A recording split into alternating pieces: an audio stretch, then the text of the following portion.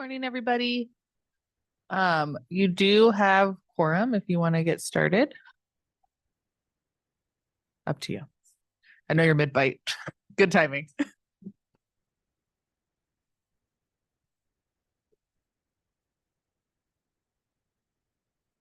Good morning, everyone. Welcome to the Maricopa Regional Continuum of Care Committee meeting. For those around the table, please turn on your microphone when speaking. For those participating via Zoom, please state your name when making a comment or asking a question and mute when you are not speaking. The MAG public comment process allows members of the public to comment on items on today's agenda or on items that fall under MAG's jurisdiction. If you would like to comment at today's meeting, please fill out a white request to speak card located on the information table and give it to MAG staff. If you're in the audience today, please remember to sign in at the information table. If you park in the garage, parking validators are available on the information table. If you purchase a transit ticket to come to the meeting, please see staff for a ticket. Hearing assisted devices are available from MAG staff. We will now ask Haley to proceed with a roll call. Please indicate you are here and your organization after Haley calls your name. Thank you. Michelle Alberti. Present. New Leaf. Don Bogart. Vanessa Carthel. Present, ABC. Allison Cook Davis. Present, Morrison Institute for Public Policy. Anne Marie Johnston. Present, Community Bridges. Kelly Lamers. Present, Save the Family. Christina Lopez. Present, Native American Connections. Marcy McFarland. Present, Home Inc. Jim McPherson. Present, Phoenix Community Alliance. Jennifer Page. Good morning, Mercy Care. Aaron Rain. Ty Rosensteel. Present, Ty Rosensteel with Solari. Patricia Scott Lopez. Present with Arizona Complete Health. Sarah Sims. Laura Scott Nicky. Mila Valle. Present, UMOM Day Center. Christopher Wallace. Emily Walsh. Present with Maricopa County. Rena Islas. Present with Chicanos por la Causa. Co-chair Nathan Smith. And co-chair Richard Cruz. Present, Human Services Campus. Did I miss anyone? Awesome. Back to you, co-chair. Awesome. The next item on the agenda is a call to the audience. This is the opportunity for the public to comment on items that fall under the Continuum of Care Committee that are not on the agenda or that are on the agenda for discussion and not for action. 15 minutes will be provided for the call to the audience agenda item unless the committee requests an exception to this limit. MAG staff, are there any comments received or anyone who has joined the call to offer comment? Yes, we received 2 comments and I will go ahead and read them now. The first one is from Gretchen Peterson. Her comments were reflected on agenda item number 4, system performance measures and program performance measures review. Maricopa County has spent over $100 million to help solve homelessness over the years. However, homelessness has skyrocketed with drug use running rampant. The public transit systems don't have enough law enforcement to ensure the safety of all travelers. There aren't enough checks and balances in place to ensure homelessness operations are not being used to home illegal immigrants. It's time to deregulate this industry and allow for successful organizations to be able to thrive and come into the community and offer real solutions that MAG has not presented or implemented. The next comment is still from Gretchen Peterson on item number 6, coordinated entry new assessment tool. Items 36 through 39 on this new tool is racist. It restricts the workforce based on the color of people's skin. If more people who are the most qualified apply to specific organization or entity than the reflection of the homeless population's skin color landscape, the organization or entity is prevented from hiring the most qualified people or work to change the workforce's natural or racial makeup. The Supreme Court recently ruled this type of scheme in government is unconstitutional. On agenda item 7, strategic plan discussion. The goal should be to end homelessness by providing a pathway for folks who need a helping hand to get back on their feet and back into society. What MAG has done is drastically increase the homelessness issues and failed at getting people back into society successfully. There are many organizations and nonprofits who cannot operate here because of zoning regulations. MAG needs to get out of the way of successful operations. End of comment. The next comment we received was from Cindy Cragen in Oracle. Her comment is on item number 7, strategic plan discussion. Talking points, the goal should be to end homelessness by providing a pathway for folks who need a helping hand to get back on their feet and back into society. What MAG has done is drastically increase the homelessness issues and failed at getting people back into society successfully. There are many organizations and nonprofits who cannot operate here because of zoning regulations. MAG needs to get out of the way of successful operations. End of comment. And I do not believe we have anybody in the audience wishing to speak. We have not received any comment cards. So that is it. Oh. Would you mind bringing your comment card over? Hello, can you hear me? Yes. Fantastic. My name is Michael Sim. I'm with the Logical Foundation, a relatively new nonprofit in the area focused on unconditional basic income cash transfers as a way to cost effectively help people escape homelessness and potentially solve the cut the crisis in half with a fraction of the money that we're currently spending. One of our partners in Denver recently finished a program, a 6-month update report that is very encouraging. They've been providing over 500 people with $12,000 over 1 year. And within the first 6 months, no one receiving $1,000 a month was still sleeping outside. That's out of about 30 people from the beginning of the program.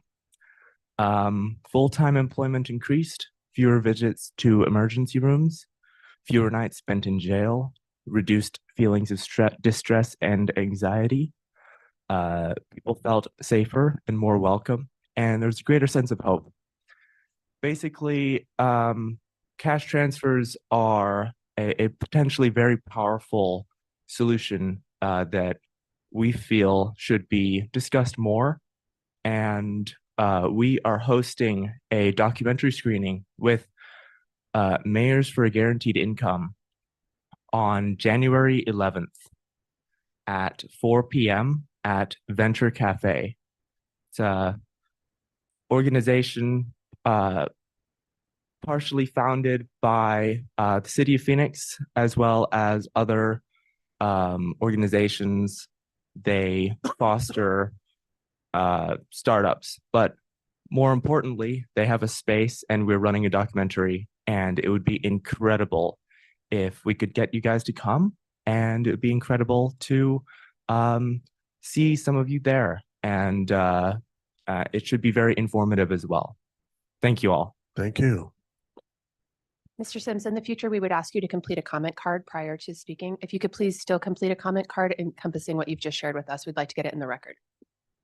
Thank you. Thank I you will very do much. that. Appreciate it. Chairman Cruz. And could you add the location of the event? Thanks. Thank you. Awesome. Okay. So thank you for all of your comments. I appreciate them. Also, though, the challenge that I issued 2 months ago is still on the table. For those of you that haven't spoken this year, you have 2 more months where you can have your voice on the record. So I would encourage today, if you're like, wait, I haven't said anything all year, this is your opportunity. Okay, and we'll move on. So the consent agendas will approve multiple items at the same time. Committee members can always ask for an agenda item to be pulled off the consent agenda to be heard during the meeting, at which time staff can provide additional information, give a presentation, and answer any questions. Does any member of the committee have questions or comments on the consent agenda? Hearing none, could I have a motion to approve the consent agenda? So moved. So moved by Jim. Do we have a second? I'll second. Thank you. So it has been moved and seconded. Haley, is there any discussion of the motion? Hearing none. For committee members in the room, we will do a voice vote. Those in favor, please say aye. Aye. Those opposed, say nay. For members joining remotely, I will ask Haley to proceed with a roll call vote. Please indicate clearly how you vote, stating yay or nay after your name is called. Haley? Thank you.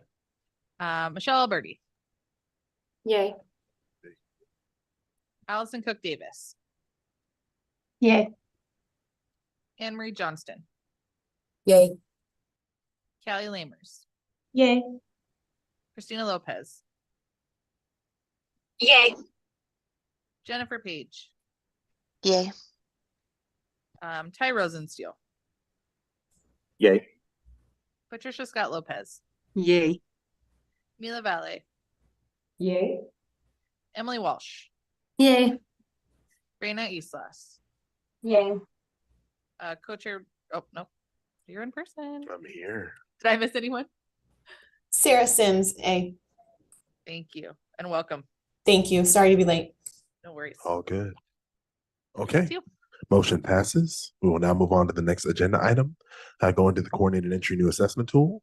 We'll have 10 minutes for this particular conversation. This agenda has been moved up from the original agenda where it was to be heard as item 6.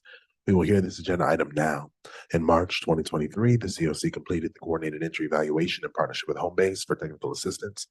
Since then, a stakeholder work group was created to further analyze the VI SPDAT assessment tool and create a new tool to use in the coordinated entry assessment process.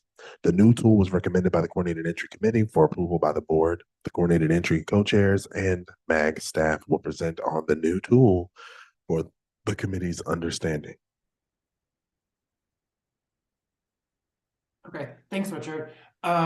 If we can go ahead and just advance to the next screen, you kind of covered the background on the first page, which is basically where we at. So in April, the CE committee formed a work group. I believe there were altogether about 15 or 16 different members from the community kind of representing each of the different subpopulations and the leads and members of coordinated entry amongst a number of people who participated in the whole process in the development of the tool.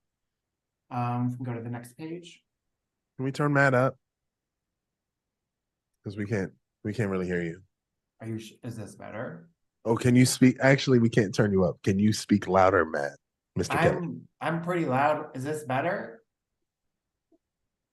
I don't want your. Tell me if this is any better. Okay, we will listen intently.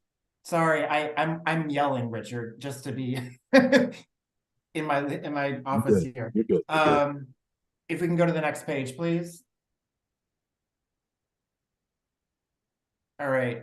So the primary goal, so in the discussions, we had kind of two options, more or less, which was to adopt to either keep the VI and provide some modifications to address for some of the racial inequities and or identify a new tool. The group had decided at that point in time that they did want to move forward with a new tool with kind of like these primary goals, which was to reduce the subjectivity in the coordinated entry process with a more data-driven assessment. As you'll see when we kind of look at that, the number of data elements that are being accessed or utilized to prioritize rather than subjective questions. So our prioritize limited services based upon the most critical local factors. So the committee decided that the risk of remaining homelessness, health conditions, high utilization of the system's resources, and ensuring equity were the primary concerns that we wanted to address. But we also added in this the chronic homeless status because it's one of the baseline requirements for an individuals to be qualifying for our resources in our system, as well as through some modeling, which we had done, we found that the families were not appropriately represented. So we added some family composition questions to kind of address the differences between families and singles in our overall system. And so that is why we have that section there as well. We'll go to the next page. So June, we created that first draft of the tool. It was literally a draft. It's changed pretty significantly since then. There was a number of discussions. I believe the work group met every 2 weeks for, I want to say, between 4 and 5 months. Meg, staff, correct me if I'm wrong, but I think we didn't really finish discussions until sometime in October, and I think we started in April. So and then basically we're revising that tool.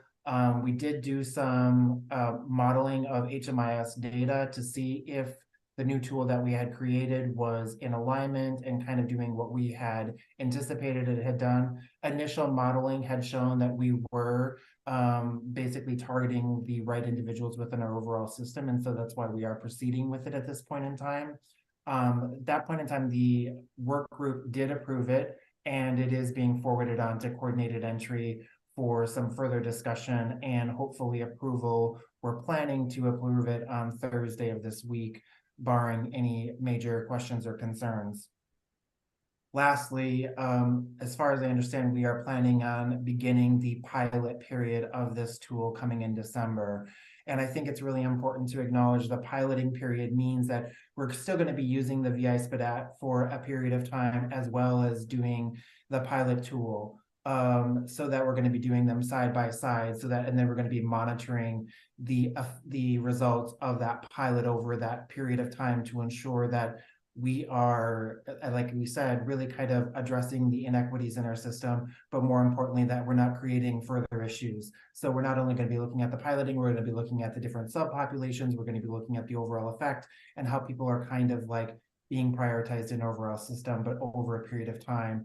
So we're able to really make some educated decisions so that if there are modifications or minor adjustments we need to make to that tool, we can do that before implementing system-wide and going fully live. Next page, please. So this is the tool, and don't worry about like having to look at this super close. We're going to get into some of the details of each one of these. The thing I would kind of like to point out with regards to, they're calling it the Maricopa Assessment and Prioritization Tool.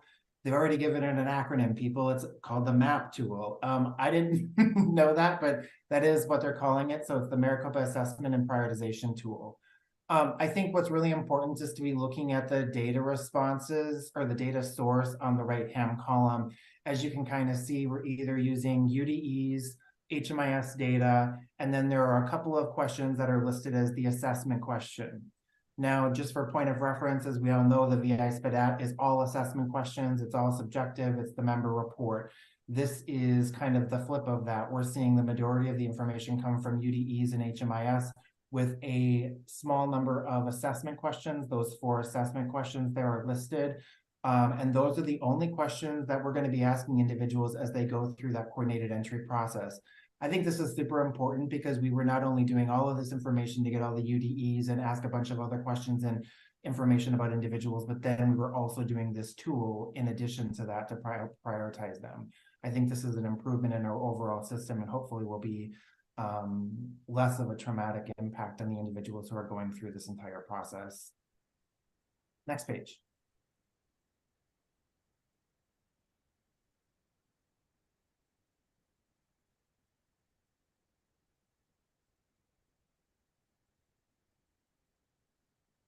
All right, so basically the first one here, as you can see, is the head of household meets a definition of chronically homeless, and there's just a point value associated with that. And you can see here active on the BNL for greater than 12 months or back and forth between active and inactive more than 3 months in a 12-month period. That's getting at being in the system greater than 12 months. Primary reason for homelessness is unsafe living environment or exploitation. And then number of unsuccessful attempts with housing from the homeless system in the past 5 years. And there's kind of a breakdown of different points that would be received based upon the number of attempts for housing. So the more attempts, the higher the point value that would be allotted to the individual, obviously indicating the challenges with housing that individual. Next page, please. Next page, please, sorry. Next here, disabling condition. Primary reason for homelessness is COVID-19, mental health concerns, medical problems, or substance use. Amongst disability types being alcohol use disorder, chronic health conditions, developmental drug use disorder, HIV/AIDS, mental health disorder, physical, and just the point value associated with that. Residence prior to entry was an institutional situation, hospital, long-term care facility, psychiatric hospital, or substance abuse facility. Here may go. So those 4 questions. kind of really get at the chronic health conditions and kind of addressing that priority in our overall population as we're kind of seeing that. And then the next one, you can see high utilization of the homeless response system. For singles, there is a certain number of enrollments with the homeless response system in a 12-month period. We found that with families that a number of enrollments ended up being a little bit lower. So we've adjusted for families when we're evaluating on the family system. Next slide, please. Have you or your kids ever been in foster care? So some of these questions really kind of get at some of the race equity, and many of these questions are kind of like proxies for some of that. So have you or your kids ever been in foster care, or do you have an open Department of Child Safety or DCS case in the past 6 months? Have you ever in your life spent any amount of time in juvenile court, adult correctional facility, jail, prison, or detention center? And then the language that we have for the last question is, have you faced unlawful discrimination in your attempts to obtain housing? There is a slight adjustment in some of that language based on some of the HUD guidance that we received. So we're waiting for the Continuum or the Coordinated Entry Committee to approve that. But that is the new language that has been suggested based upon some of the HUD guidance. And then this last section here is really the families questions, which were kind of put in place to, I think, better evaluate the family system, just because some of the initial prioritizations didn't fully represent family needs. So they added some additional questions. So and this came primarily from UMOM's team and kind of giving us some really direction on what they know about the families they're serving. Family residence prior to entry was place not meant for human habitation, but no current family shelter provider. Family with children under 6 years old or pregnant, family with children over 6 years old, a single adult with 3+ children under the age of 18, 2+ adults with 4+ children under the age of 18. So there's just different factors that they see as higher priority for individuals, and so we've taken their feedback and incorporated that into the tool for the family side of things. Next slide. So this week, as I already mentioned, we're planning on reviewing it at the Coordinated Entry Committee. Our next meeting is pretty much dedicated to that. So I do like to always say this, Coordinated Entry is open to pretty much anybody and everybody who wants to attend it. So and also, by the way, it's a participatory meeting. So as long as you're on the agenda, and you're not meaning you are on the agenda, but you're speaking to the agenda that we're addressing, you're welcome to participate in the conversation. I think that Coordinated Entry impacts pretty much everybody in our system. So we like to have open participation. That will be our next step. The goal is to approve that at the next meeting, and then we would be presenting it to the COC board for the approval of the pilot for the Maricopa assessment and prioritization tool, and that would then start in December. The next board meeting, I believe, is, forgive me if I'm wrong here, I think it's like the 27th or the 28th of this month that we'll be presenting. The pilot phase will be over a period of 6 months. At the end of that 6-month period, Coordinated Entry will review the results and then come back to the board to make final recommendations. So if there's any modifications or adjustments or changes based upon that pilot tool, we're going to be able to make some adjustments at that point and then make a final recommendation for the tool to be fully rolled out into the community. That was a lot. Are there questions? I'm sure there might be. Vanessa? Thank you. What does the pilot look like? Is it going to be a limited number of providers who will pilot it, or will it be? Yeah, I think you understand my question. Yeah, so who will be doing it? That I actually, to be honest, I don't know the answer of that. I know that like the leads will definitely be doing that. Whether or not there's going to be a full training up with the remainder of the providers, I'm not quite sure on that. I think that's kind of to be determined. I think if we have the ability to train all of our providers in the community and get them up and running, I think we'd be willing to do that. It's just making sure that there's plenty of training for that. I'm not sure if HSE, Mila, or Richard, you're aware of what the plan was on your side, but I think the intention was to roll it all the way out as long as we could get the trainings on board. That's what I understand, yes. Right. That's my understanding too. Cool. Can I get the full screen so I can see if anybody has their hand up? And what other questions do we have? I know there's questions.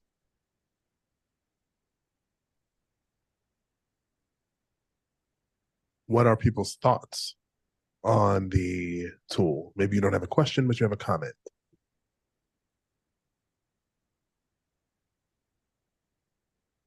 There we go. Raina? Good morning, everyone. I just want to thank Matthew and the coordinated committee because this is really great information that's being captured, especially calculating or gathering data on the families that are entering the program more than 5 or 11 enrollments. I think that's really good information to capture overall. Because there are families that we've seen that enter the program multiple times and they just can't, secure permanent housing. So thank you, Matthew. Kelly? Yes, thank you, co-chair. I believe my coworker, Brian, may be able to discuss more about how the pilot will be rolled out. But one of the things I know that we've discussed quite a bit at length is what the current by name list looks like for the top 100 individuals currently versus how they would be scored with this tool, to try to make sure to do a pretty in-depth analysis to make sure that it's not skewed one direction or the other too far. At length, those sorts of analyses have been done. And my understanding, and again, Brian, please feel free to jump in here at any point, is that after a specific period of time, those individuals who are currently on the by name list with a VI SPDAT score, there will be a reanalysis to see if they would rank differently with this new pilot assessment, if that makes sense. Brian, do you have anything to add? No, that's right. The some of the preliminary modeling that Matthew mentioned was just to look at, whether this tool is moving us in the right direction. We were able to compare what the new tool would do to the top 100 folks on the by name list. The top 100 folks are the folks you presume to be housed in a month. It's about how many people we house in any given month as a system. And so there were slight changes if you compared it to just the way we do it now and using the new tool, and they were all in the right direction, which is to say we were housing, more people with higher vulnerabilities. And so anticipating that continues in that direction, that's what we would be looking for during and after the pilot. Speaking a little bit on the pilot, I think we're still working on some of the details. We haven't really developed the full implementation plan for the tool, but generally speaking, when the tool is built out in HMIS, which we anticipate being done around January, February, we'll be able to start pulling information out of there and running scores for the tool that Matt showed you. And then concurrently, we'll be using the VI SPDAT and the new tool for 6 months, right? So if you already have a VI SPDAT score, if you don't have a VI SPDAT score, you'll use the new tool. If you have a VI SPDAT score, you use that instead, basically. So can give you more detail on that as it rolls out, but the general idea is to phase out VI SPDAT over time and phase in the new tool.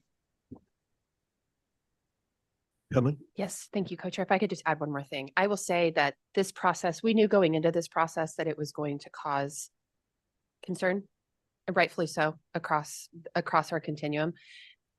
We also recognized that there was lots of data, both nationally and locally, to say that the VI SPDAT was no longer the best tool that we should be using, and we had to come up with something. I just want to thank Matt Kelly and also Richard Southey for helping lead this conversation for such a long period of time, in addition to our partners at Home Base and the City of Phoenix who helped fund this project. We don't know if this is perfect.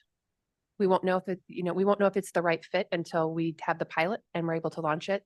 But at least with the initial analysis against the top 100, it looks to be more fair. And so we would just we would encourage regular feedback to the coordinated entry committee, to this committee, to the board, et cetera, on how you think the tool is working for the folks that you work with. And I don't know, it's just a point of pride, I think, professionally, that we've come up with this. And I don't mean we, like I'm included, but we as a continuum, because I think it's really a daunting process to start at the beginning and say, the assessment tool we have isn't working. How do we make it more fair and try to incorporate all the voices? And there were lots of voices that wanted to make sure that their representation was included in the process to try to make it more fair. And I think this tool is a great starting place. So that's a very long-winded way to say I am thankful for the co-chairs of the Coordinated Entry Committee and all of those who participated in yet another meeting a couple times a month, 4 months on end to get us to today. Thank you. And I think that's a beautiful jumping off point. So we'll transition. At this point, thank you again, I have Matt. something more to add. I apologize, Richard. I think it's also important to note that as part of this process, historically, we haven't been evaluating our assessment tool in our community. And I think as part of this moving forward, we're not only going to be evaluating it at 6 months, we're also going to be evaluating it ongoing as a community. This is not something that we're going to stop evaluating, because I think that's where we start to run into some problems, right? If we're not ever evaluating our system and our needs. So I think that's something too that we want to make sure that we're aware that we're doing moving forward, so that we aren't kind of repeating history as part of this whole thing. I think we're trying to learn from it rather than repeat it. Sorry. Moving on, the quarterly review of system performance and program performance measures data will be delayed to the next meeting to allow for further data cleanup. In the meantime, a brand new video explainer has been posted to the learning management system for the program performance dashboard, so please consider reviewing it at your convenience. Are you going to play it, or we can move on? No, I just knew you guys knew we weren't going to get through a meeting without us bringing up the LMS, so we wanted to make sure that we will plug it, and then when I send you all like recap notes that today or tomorrow, I will include that link. So Beautiful. If you haven't created your account in LMS, this is your perfect chance to. There we go. So moving on. Each year, the COC committee opens up membership recruitment in October. The committee opened up recruitment and assembled a committee membership work group to review applications and received 16 applications. That's awesome. I look forward to hearing voices. The committee membership work group will discuss their recommendations for the open seats. The committee will vote to approve the new members based on recommendations from the membership work group. Vanessa Cartel and Milaval, who sit on the membership work group, will now share their recommendations. Thank you, Co-Chair Cruz. Good morning, everyone. Vanessa and I had the privilege of reviewing 16 applications from qualified applicants. We have selected 7 to join the CLC committee, and we want to propose that the CLC committee votes to approve the following applicants. Nicole Gibson, from Senior Director of Programs, Catholic Charities. Liliana Presswood, Housing Assistant Specialist from City of Chandler. Michelle Jemison, Executive Director of US Vets. Mary Glennon, Chief Program Officer of Arizona Housing, Inc. Carson Folk, Rental Development Program Manager from ADOH. Mary Lynn Kaznuk, I'm sorry if I mispronounced that, President and CEO of Area Agency on Aging. And Stephanie Greenleaf, Homeless Liaison for City of Phoenix. Does anyone have any questions or thoughts? Or Vanessa, do you have any additional comments that you'd like to add? No additional comments, just so that the committee knows we followed MAG's point system to review each of the applications. Thank you. And so all of these were the highest scoring and just really high quality. And so we're excited to present these to you all and hopefully for your approval. And then I'm sorry, Mila, I just want to add one more thing.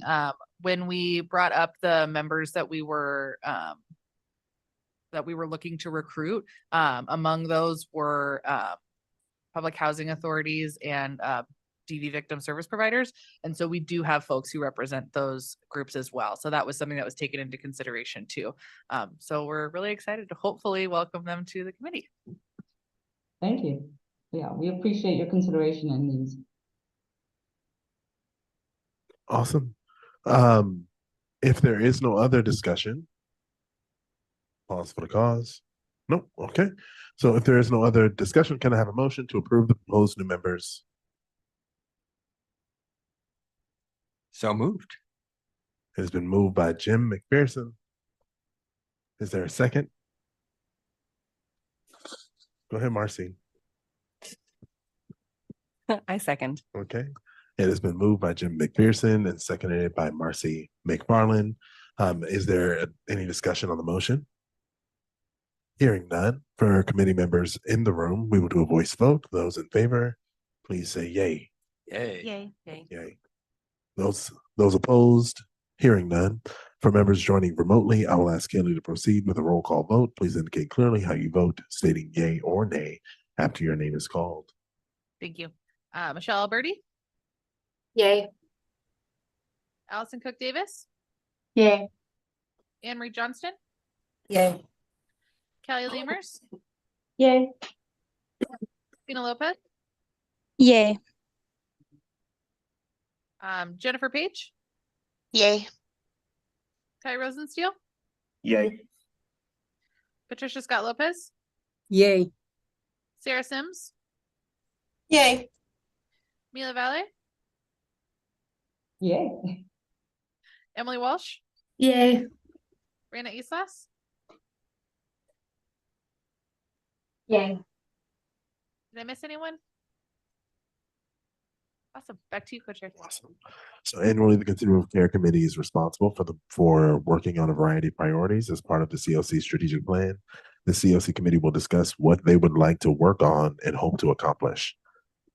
That being said, like he came in right on his passion point. Yes, there we go. And we are glad that you are here safely. We are at the strategic plan discussion. We literally I just started. I just opened it up. That's why I said it's living at your passion. It's showtime. Okay, so you all, like, what are the things that especially are standing out to you that you definitely want to make sure that we are discussing and talking about and having action on? One of the things that that I did raise previously is that I would like for us to convene more often, not convene in a sense of this particular group, but like we have like more systemic level conversations across the sector so that we can provide more points of synergy. So like if we were quarterly, for example, taking particular topics, like maybe we want to talk about outreach, maybe we do want to talk about rapid, maybe we want to talk about the connection of to other systems of care, but having like broad system-wide discussions about that so that we can like actually move the work in the space. Like I think that would be extremely helpful to giving value to what you all come and do with us on a monthly basis.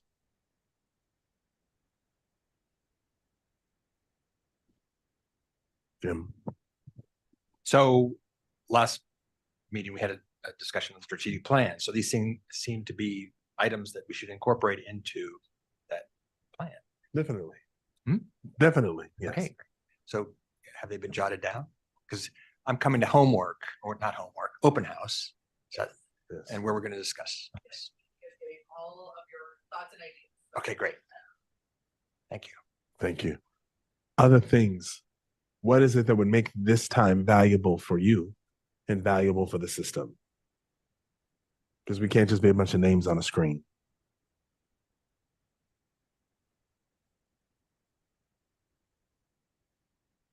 I got 30 minutes, so I'm just like, I'm not going to let it go. If I recall from last time, it was either we're going to offer up some new things that we want to work on, or eventually just get to work on starting to flesh out the things that are already decided in the plan. Right. So I know I'm just catching up, and it's going to be whatever. I'm just catching up. But so there's no new things that anyone is thinking of right now. That's what we're working toward. All right. Well, everybody is noodling on it because I know there's a lot of great ideas with all these brains in the room. The items that were brought up last month were prevention, doing more around prevention, and then also the definition of homelessness. So that was something that committee member Bogart brought up, who is not here today. So I just wanted to make sure that we had that at top of mind too. So this is going to be the work that guides all the stuff we do for the next year. So as much as I know you guys all love the Connecting to Systems of Care work group, we may get saddled with something like that again. If that is not something you're passionate about, now is the time to speak up. Or if you are, we can keep doing that work. We can keep expanding that into other areas besides rapid rehousing, which is what we've been focusing on. So yeah. And you don't have to save all your ideas for the office hours if you're sticking around for that. We can definitely share them now. Go ahead, Jim. Co-Chairman Cruz, would it be helpful to just quickly go through the list from last month of what is on our list? Yes. Okay, I will do that. On a monthly basis, we would conduct reviews of the system flow dashboard, identify any anomalies or areas that need attention. On a quarterly basis, we would review homelessness trends report. On a quarterly basis, we would review system performance measures. In April, we will complete the NOFO scorecard. In April, we'll review community adopted best practices. In March, we will review governance charter. In May, in May, also review the PIT count. In August, review continuum of care written standards. In October, review metrics for monitoring and evaluation. In November, provide feedback for board strategic plan. December, update on the PIT count. And in the spring of next year, increase connections to systems of care. And also in the spring of next year, develop education process for other systems of care. Awesome. So that's on the list. That's what's the list so far. That's a healthy list. That's a healthy list. Big list. That's good, strong list. But there's room for more? There's room for more. Is there? Or refinement. It could be. Or refinement. So what I'm gonna ask is, what is it that, and you can also say the things that we said are adequate. You can say that. What is it that would make this time valuable and engaging for you?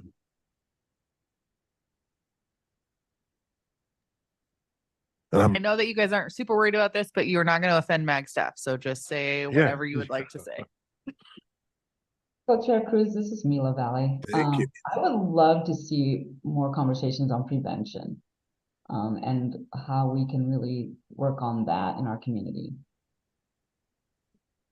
Thank you, Mila. Yeah, you know, I was in a conversation earlier this week where we talked about just that, like, why aren't we convening from a prevention space and like understand like what does everybody have, and so then this way we can work together in a much more effective way around. Really? Okay, so you got this part, you got this part, right? Like, how do we do that more often? So thank you. Mila, out of curiosity, this is Nathan from the Mission. I should have told you I should talk to her. So if you were to kind of flesh out a little bit more of what you're thinking about from a prevention standpoint, and because again, what automatically comes to mind is similar to what we're doing with the Connecting Other Systems of Care work group, trying to bridge connections between the prevention and intervention sides of homelessness. But I don't want to read into it, and I want to get enough of a boost for us to really think about what we are going to project plan around. So just kind of walk out what you're thinking when you say prevention. You'd like to hear and talk more about that. So for me, it's really obviously families are the biggest things for me, right? But looking at like more flex funding in our community, and I know that's a conversation you guys are already talking about. And then also looking at like how we can best use those flex funding so that families are not returning back into homelessness and we're stopping them from entering any homeless services. And then we can actually work on those who are currently on that list and end their homelessness. So it's more about flex funding, how much we can get, how we can use it to support that for me. Gotcha. Thank you for clarifying that. Vanessa, ABC, thank you. I just want to second that, Mila. I completely agree. I think there's a lot of work we can do in the prevention space. I always think about my time with SSVF and the really innovative solutions that they had around prevention. I think we can get our brains together to figure out, are there funding opportunities? Where would that best live? What do models look like? Not just here's, $2,000 to get you caught up on your rent, but what other case management services short term could we provide to you so that that you're not in this situation again? The other question I have is when we talk about other systems of care, personally, I don't have a great understanding of how like CAP offices work, right? Like, how can we really help those that come to our doors to better utilize those services in a way that comes from a point of knowledge? Like for me personally, I'll say, oh, have you called your local CAP office? But do I really know what that means and what that looks like? So I just wanted to second what you said, Mila. Thank you. Thank you. Matt Kelly. Hi there. I just, on the prevention sense, I think that there's a group already convening around this topic a lot. I know that Maxine Becker with Wildfire has been doing monthly meetings that have been convening a lot of people working on a number of different things. So I think it might be, if we want to work on prevention, I think that's a underutilized area. Like there's so many opportunities there. I just think it's already happening to some extent. We want to make sure we aren't necessarily duplicating our efforts, because I know I've been participating in one of their innovative programs group, and we've been working with the county and the city on a program to do kind of like a landlord / tenant mediation program, kind of coupled with some eviction preventions and then some additional things. So, and I think it's also kind of partnering potentially with community legal services as well. So that's just one program, but I know that there's discussion about legislative efforts that are being made. There's discussion about, the different funding streams. I think there's a lot of opportunity. I just don't want to necessarily duplicate, if that makes sense. Thank you, Matt. Other things, Jim? Co-Chairman Cruz. Matt, was that the group that was kind of convened by the Garcia Family Foundation, John Erlinger? Yeah, and Maxine has been kind of running it. That's why I think of Maxine. I know that's like Garcia, and I think there was like the Bar Association was somehow connected to that as well, if I remember correctly.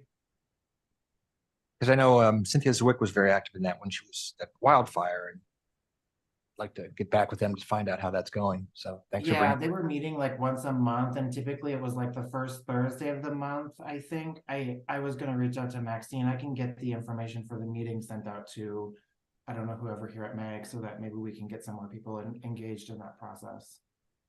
Thanks. Thank you. Anyone else who wants to inform this conversation around the strategic plan and what it is we're going to work on? Sarah, do you have something? You just came on camera.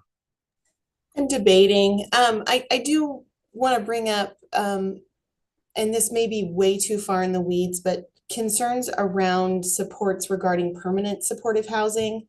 I am seeing a ton of families who were permanently supportive housed that are losing those spots. And I just would like a better understanding of what do those supports look like? How can the school be intertwined with those? And if it's truly permanent supportive housing, where are we dropping those supports? Awesome. I see Haley taking notes on that. So perfect. Is there anything else anybody wants to lift? Again, remember, if you haven't said anything this year, this is your opportunity.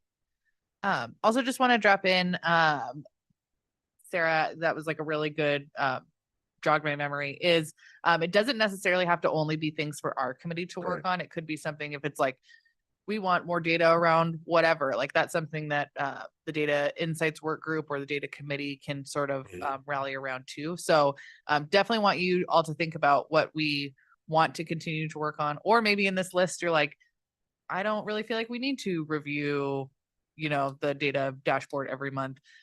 If there's opportunity to drop things, that's also open to you.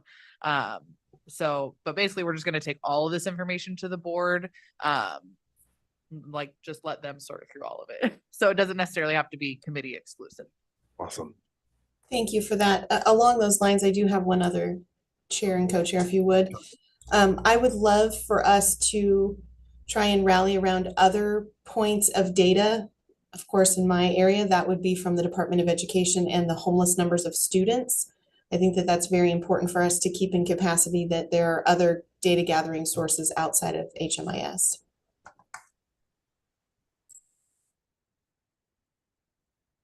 Awesome. Jim. Co-Chairman Cruz, Co-Chairman Smith. This is more kind of an internal thing. And what brings it up is the new list of individuals. So I think, and also your comments about, come on, people, you got to speak up, let's go. Do we do an orientation, or should we do an annual orientation for new members and just bring them into the fold? And here's what you do, and come on, and sign up. I think that's a solid. The short answer is yes. It's a training on our learning management system. So what we have done is we have sort of like a COC 101. And then after that, in the committees that I've been working with, is I have like sort of a debrief, like, okay, you went through this training. Now, what are your questions? Because it's a lot of information to take on.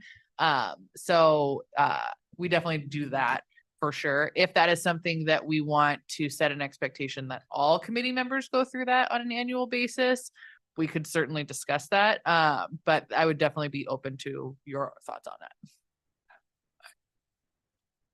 For Chairman, everybody, Haley. I think that's great, but I think more of a one-on-one. So you do the second half in person or by Zoom. Correct. Okay. Yes. Yeah. Yeah. I think it's the interpersonal connection with staff, with the chair, with an old member, current member, just to get them on board and move forward. Yeah, I would love to see that. Like, I think there's a tremendous synergy to what happens when we meet in person. And so like that would be my recommendation. My recommendation would be like, even if you had them do the 101 and then the debrief happen in person, and we could construct something around that. I don't know if like we have to go through like public meeting law or whatever else because of the number of people that would be in the room.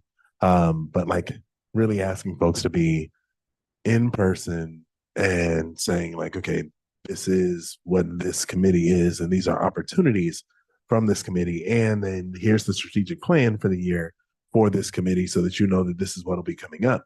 And then, asking them like where they see themselves most aligned with that work. Yeah, thank you for that. When we do those, like, I guess like part 2 orientation situations, I do invite the chairs to participate in that. But if you are a more seasoned member of the COC committee and you would like to attend as well, just let me know. We're happy to include anybody who wants to attend. So that would be wonderful. Awesome. Sarah, do you have your hand back up? I do. Years ago, was anyone on the committee when we used to do the member spotlights at the start of the meeting? Is anyone around that long ago? Those were really great ways to make sure that everyone around the table actually knows what everyone around the table is doing. And it was timed, and everybody kind of had 3 or 4 questions. Who are you? What's your agency? What's one highlight you've been doing? I can't remember exactly what they were, but it was a really nice way for new members to kind of acclimate themselves as far as who am I working around the table with and who can I go to? So I don't know how people feel about that, but those were great for me as a new member. I love that. Definitely something like we could look at because like we're talking 3 to 5 minutes in terms of on the agenda, and we have room for that. So I think, that can be meaningful and help people come into the space and have their voices heard in the space. So thank you very much for that, Sarah. And again, I see Haley capturing that. Anything else? I'll add one thing just because I think a lot still needs to go into all the things that Jim, we've talked about this a number of times, but all the things that Jim laid out in terms of stuff that's already on the list. And then the things that are within those things that we have to get to. I'm proposing that maybe we create like a small group that forms to project plan that out and then bring that back to the committee and help us be ready for the beginning of the next year.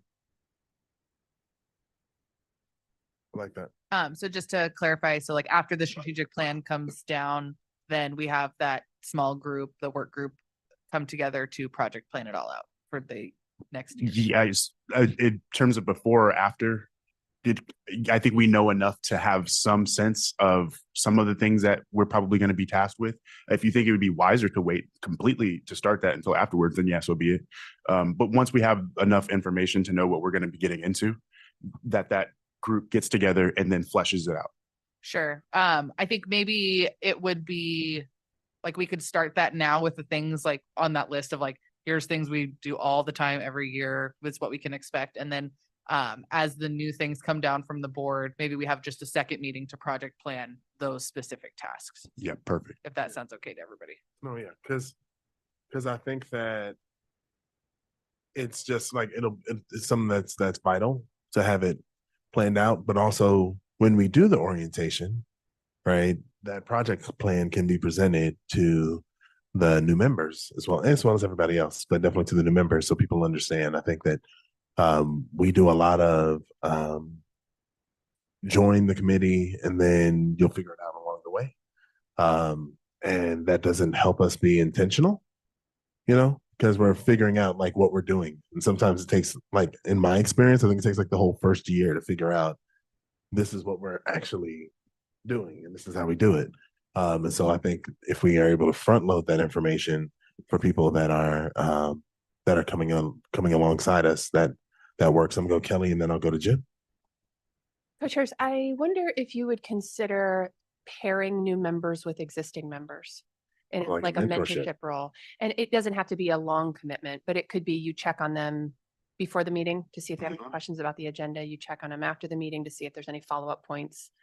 Maybe, and perhaps strategically pair folks to where they have either a mutual interest or they don't have anything in common other than this committee and they can learn from each other. Yes, I like that. Thought. Thank you. Jim? So about the discussion of timing, in my brain, which of course is odd, and this is the way I think, I could see, based on this open house we're going to have later on, I think we could have this draft for us to review in the next meeting, so that we can get the ground running, whatever that phrase is. Yeah, in hit the ground January. running in January. Yes. And I don't know how staff feels about that because Right. I just go. Uh-huh. But that's how I think we should do. New year, get it done planned by the end of the year. I feel great about it. I would be interested to see how many people are going to volunteer to be a part of that work group and help us out, put it together. There we go. See, we have folks. Thank you. I think that makes a lot of sense, Jim, to come. That's why I was like, we can take what we know now and use that to come into the year as ready as possible. Because there's things in the first quarter that we're going to need to be ready to do that I think we know we're going to probably be doing. So yeah, I think there's a lot of wisdom in that. I know we're running short on time, but just for the first time, except that I was going to say this. You talked about taking things off, which made me think of that for the first time. Like, for instance, the NOFO scorecard. I don't know who's real hard up on this committee being in charge of overseeing the NOFO scorecard, but if there are things that we could remove, that I would put that on the list. If other people feel like, no, we really need to be doing that and overseeing that in this committee, it's not a hill I'd die on. I think it is worthwhile to put attention into things like that, but especially I think of community adopted best practices and things of that nature, which I would like for us to put more attention and energy into. And so in order for us to do that, I'm just thinking of what do we have to consider not doing, and so make some hard decisions. So I don't think we talked a lot about, and I'm using NOFO scorecard as an example, but we haven't talked a lot about what we don't want to do. We were just talking about what we want to add to the list. And I think there's some discussion warranted around what could come off. Does anyone have any thoughts around stuff that was on the list that Jim gave earlier that we could live without doing in this committee? The other option too is electing to not have those things on like items to be heard and have them on your consent agenda. So it's like, here's an FYI, you guys can take a look at it and it'll be available in your packet, but we don't have to have a full-on presentation about it. So if you're not comfortable maybe stepping away completely from taking something off, but maybe want to spend less time on it, that could be a good move too. Yeah, great. I think my understanding is that if you see like NOFO scorecard, I may be overthinking it, but have to like really approve that we say this looks good, go forward with this, which to me sounds like a really big deal considering how much money is involved in the NOFO. And so if we put it to the consent agenda, are we also reducing our responsibility to give meaningful feedback? Because when things hit the consent agenda, it's really just a crapshoot whether we actually look deeply into it. And so it's almost like saying, we're just going to give our consent to it without actually doing the research to it. Whereas if we keep it on the project list, it'll probably force us to do the research and give more of an informed opinion about it. So what level of responsibility does the board expect of the committee in terms of giving meaningful consent to the NOFO scorecard? I don't want to speak on behalf of the board, but I think that's a great question to present to them as we move into this next, like for the strategic plan. So it's like, okay, you want us to review this? That's great. Can you give us information on like why you want us to review that? I would venture to guess it's because you all are working in the agencies and more like you're closer to the work than people on the board in a lot of cases.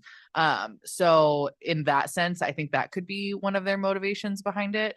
Also, I would just like to take a step back and pretend like I didn't hear any of that stuff you said about consent agenda, because I really hope you guys are reading the whole packet and doing research anyway, and not just being like, oh, it's on consent, so it's not really as important, because it is. It's just we have a finite amount of time. So if that wasn't clear before, please review the consent stuff. That would be wonderful. Vanessa, ABC. I think it is important for us to review the scorecard and because I think last year we had a lot. Well, this past year we had a lot of good feedback, and it's once a year. So I think it probably takes up a lot of time, that once a year or those 2 meetings maybe that it takes up. But I'm a person, I can't remember everything. So I think seeing the list would be helpful for me to kind of really think through each of those tasks and which may not be making a huge impact, but absolutely open to taking things off.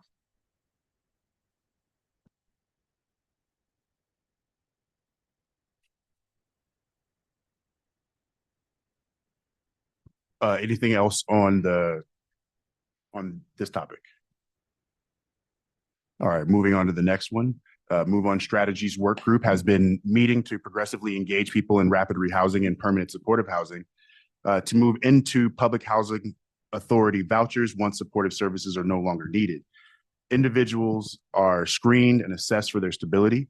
This is being done to open up more rapid rehousing and permanent supportive housing units for those who are actively experiencing homelessness with higher needs. Vanessa Carthel will be providing an overview and update on the work group. Thank you, co-chair. Yes, so we're here to talk about Move On, and you gave a great introduction to that. You can go to the next slide. So that's kind of, the introduction was, what is Move On? And so that, I think you summarized it very well. So we're gonna, I'm here to talk to you all today to let you know where the Move On work group is with the work. We've made some really great progress, but just quickly, if anyone needs a refresher, this is Move On. We are the HUD supported strategy to really free up space in PSH programs that don't usually have space, right? It's a limited resource and there's a lot of need for it. So we want to really utilize this strategy in our system to reach as many people as possible.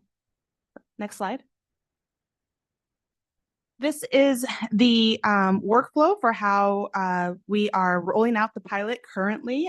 We don't have any referrals yet, but we're almost there, and I'll talk about that a little bit more later. But I have presented this workflow to you all, but just wanted to give a refresher. We're looking at 4 phases here for the Move On strategy. In the first phase, there's identification and assessment, and we are open to moving on persons in permanent supportive housing programs as well as rapid rehousing programs.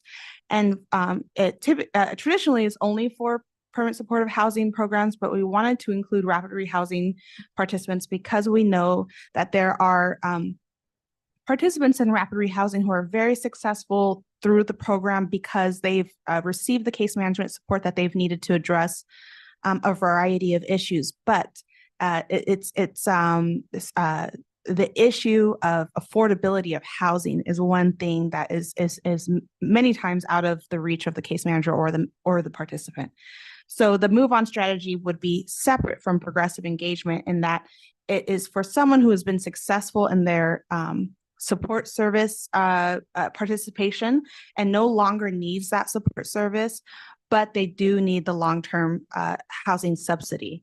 So this would be an opportunity almost to fill the space that EHV filled in while that was available, and really have a long-term solution to address those who are maybe cycling through rapid housing purely because of affordability. So that's why we have opened it up there. So you'll see how we will identify and assess each participant from each program, and this is the provider's responsibility to do so. And they would take that group of people and provide an assessment that the work group has reviewed and updated. And in that assessment, it would say, based upon this score, they are an ideal candidate for move on, or maybe not quite ideal yet. Let's look at what further case management support they may need. Once you get to phase 2, that's the referral portion where this participant has been assessed. They are an eligible or ideal participant for move on, and they have agreed to be a part of the move on strategy because it is voluntary. So then there would be a referral via HMIS and 2 coordinated entry, and then there would be a matching process there because right now we have 2 housing authorities who have been willing to participate in this strategy. One is ABC Mainstream Referrals that are managed by HOMIC. And then the second is HAMC, Housing Authority in Maricopa County, that has some housing choice vouchers. So there would be a matching there. It would be based upon where the participant lives. And then with Mainstream, there is an extra eligibility as non-elderly persons with a disability. But the goal long-term is to have more housing authorities sign on, so we have a larger inventory, could serve a larger amount of people in different geographic areas. Once that match part has been completed, we move on to phase 3, and there is a process with the public housing authority, of course, application through their process, as well as the goal is transition in place, which is a benefit for the public housing authorities to have that support and utilization where it's just a transition in place. There's not that housing search for the participant. And then finally, phase 4 is that ongoing housing stability. Our goal is to move on members to this mainstream housing service, where they will be successful, right? Because through the public housing authorities, there are not support services provided, but especially for those with an SMI designation, they could access that through other community resources. So that would be the ultimate goal, is that we're moving them on to these benefits while still making sure that they're connected to their community. Yes. Can I ask a question? Yes. So in the phase 3 move on, where it says applicant POC makes a referral to Medicaid, blah, blah, blah, to a Medicaid connected participants. So there are individuals who are participating in this who are not enrolled in Access. That is possible. I think that when a participant is not enrolled in Access, I think that an important piece of support services is making sure they're connected to some type of healthcare provider. And I believe the assessment, I'd have to double check if it addresses health. But I think that should be a red flag if they're not connected to a healthcare provider. Why not? Medicaid ongoing support in our local REBA through Mercy Care is really, as far as like case management support, is mostly available for persons with an SMI diagnosis or determination. And so those who wouldn't have that would have access to services, right? But probably not like an ongoing case manager or things like that. So I guess, does that answer your question? I just think, I'm wondering if that, it seems to me that population would be very small and there would be very strange circumstances where these individuals would not qualify. I mean, maybe they qualify and they haven't been enrolled in access, but it seems to me as you're going through this process that there are different billing opportunities through this phase where the provider could bill Medicaid for the services they're providing to help the individual transfer from one level of housing to another.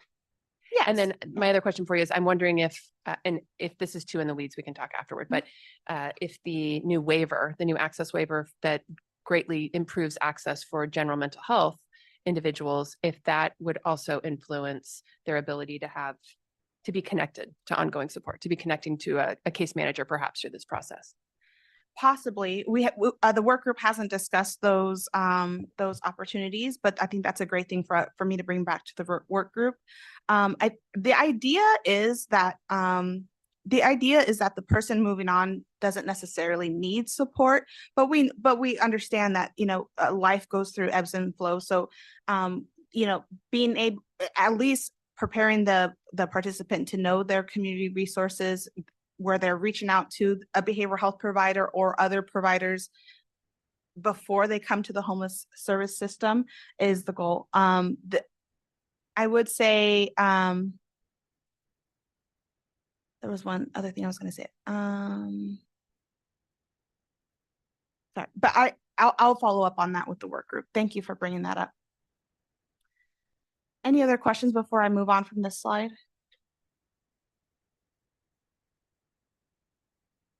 Next slide, please. So here are the different agencies that are involved in this effort. Of course, the Continuum of Care, which oversees and implements the Move On strategy, coordinated entry, which is the matching piece, and the referrals flow through them.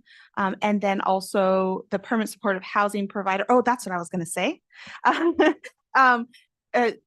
As far as transition supports, HUD does support that, you know, the permanent supportive housing provider and the rapid rehousing provider can and must stay with the participant until they're fully transitioned, and they can use funds for that. It funds in the meaning that funding the position to provide those support services, right? So it's an eligible case management support activity. If any of the providers out there are worried about that, you can absolutely keep that member on through the transition. Okay. So the permanent supportive housing provider and the rapid rehousing provider has a lot of responsibility here.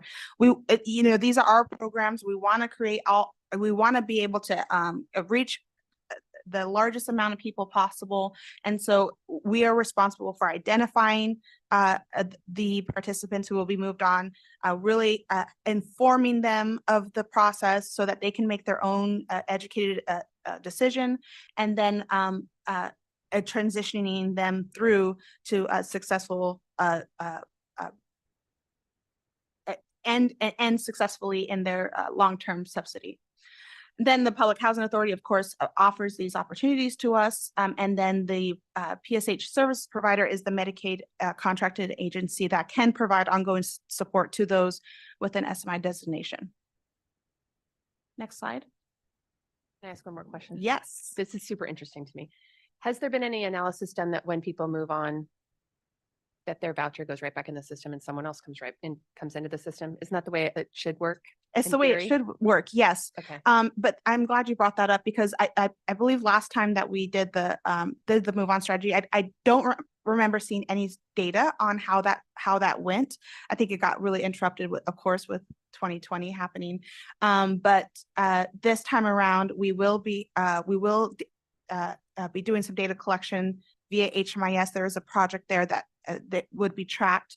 And so we do want to make sure that through this new pilot that we're seeing that transition kind of cycle that you're talking about. Because it would just be such a shame if those folks are on vouchers. We move them on because they can be moved on, and then the vouchers are gone.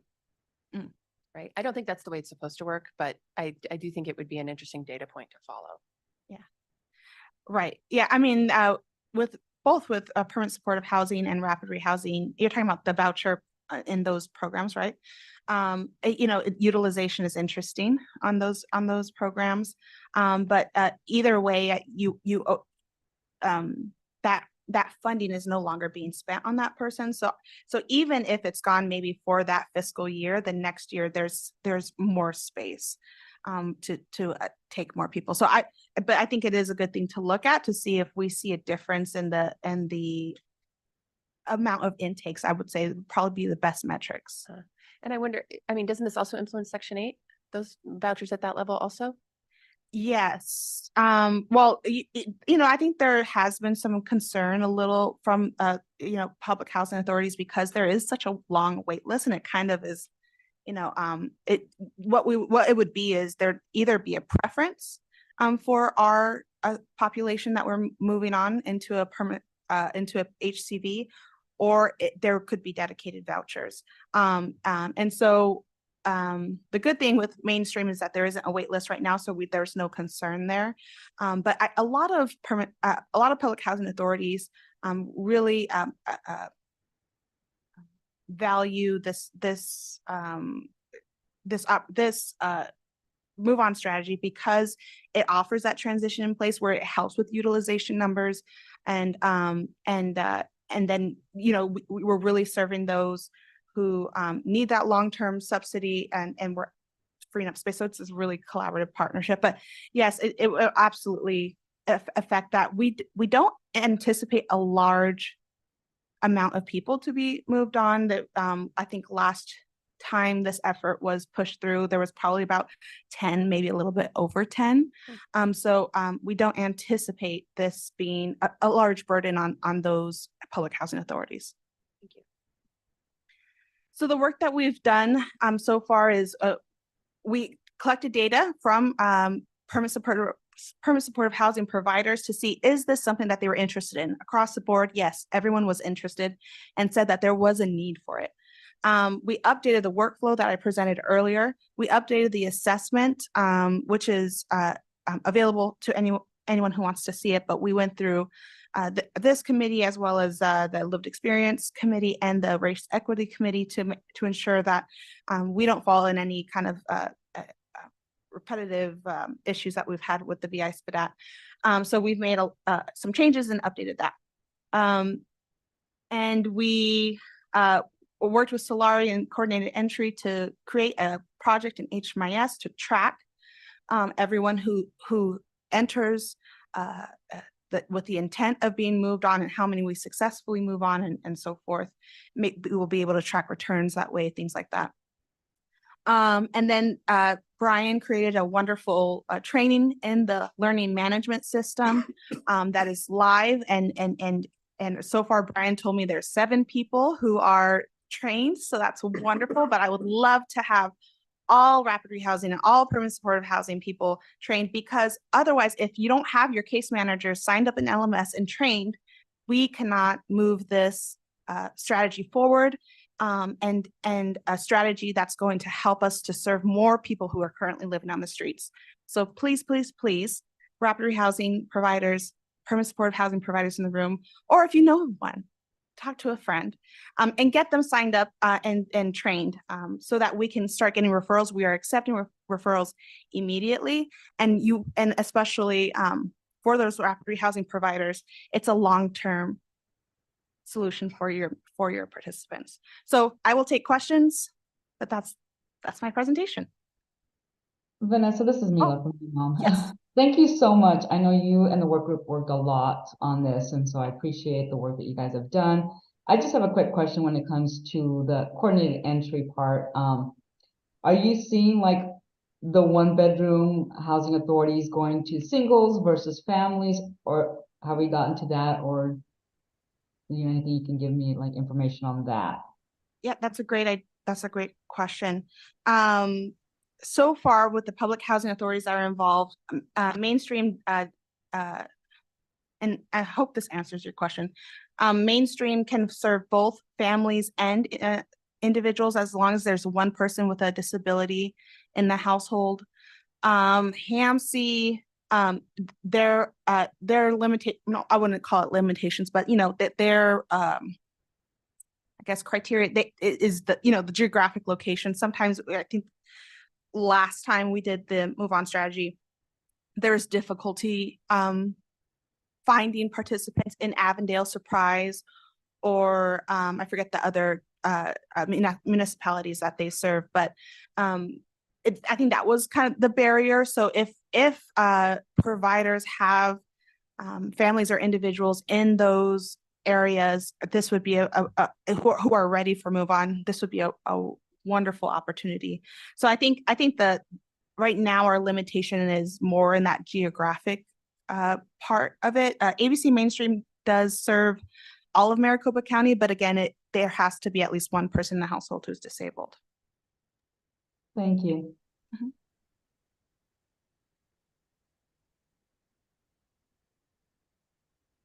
Any other questions?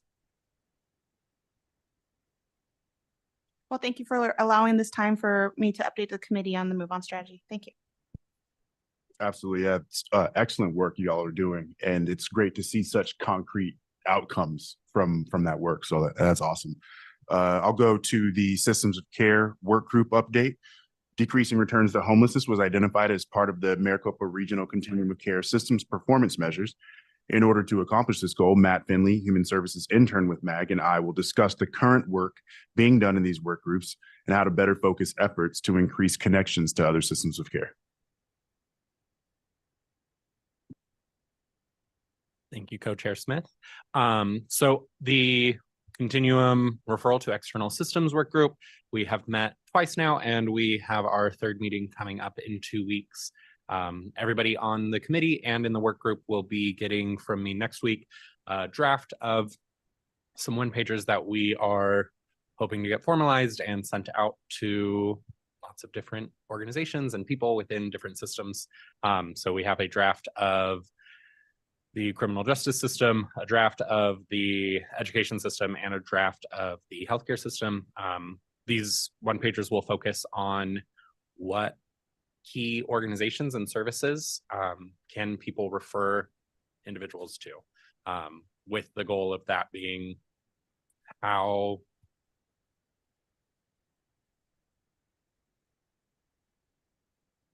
those organizations being key connectors within their systems, that they can then refer to other more specialized and specific services from there.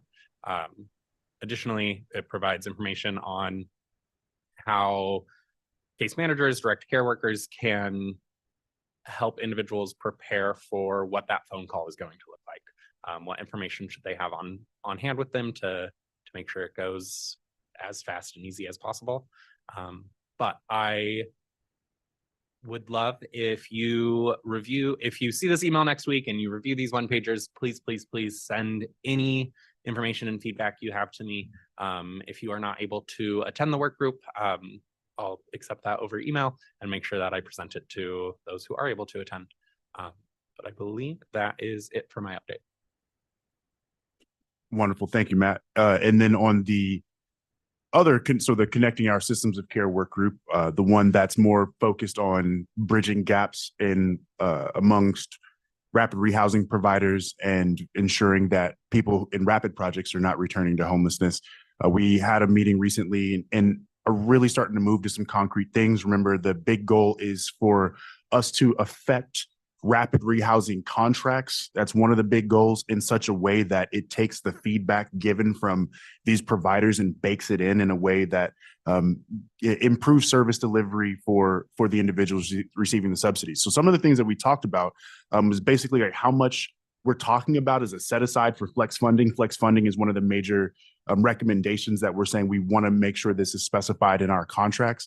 And so we talked about what goes into those things like move-in kits, gas cards, bicycle repairs, and granny carts / shopping carts / buggies from the South, and all sorts of things. And so we even things like initial daycare, childcare, where qualifying DES childcare, while qualifying for DES childcare, we talked about making flex funds available immediately in certain cases, like especially when we need to put down a deposit on someone's new unit and we can't wait for, necessarily like for the approvals and such. So we just need to be able to have that flex funding there and know it's going to come back in.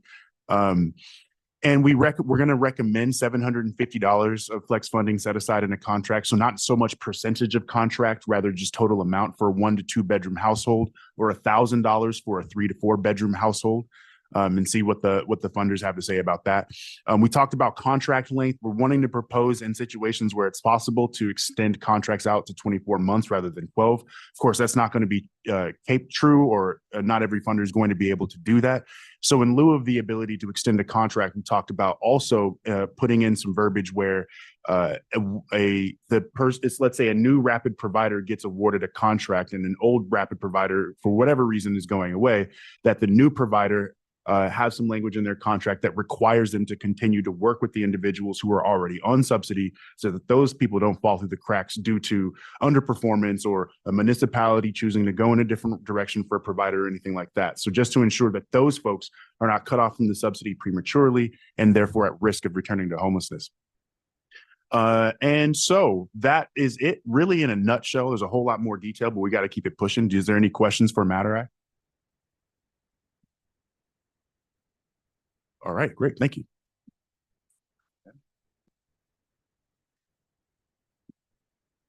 So on future agenda items, do committee members have any action or discussion items for future meetings?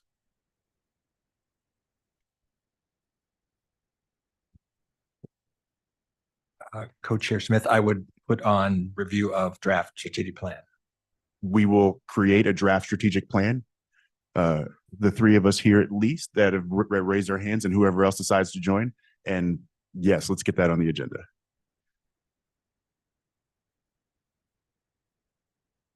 Anything else? All right, for the next agenda item, comments from the committee. Is there anyone on the committee that has any other announcements or events that they would like to highlight? I think that it's important for us to take note of, in light of the substantial decrease of persons that are currently staying unsheltered downtown, that people are still homeless, that 1,161 individuals have passed away this year while experiencing homelessness as of October 1. And so while we can't see it in the same way, does not mean it's not happening, does not mean it's not happening in record numbers, does not mean that we solved the problem. And so I just wanted to lift that up so that we don't miss our North Star amidst the fireworks.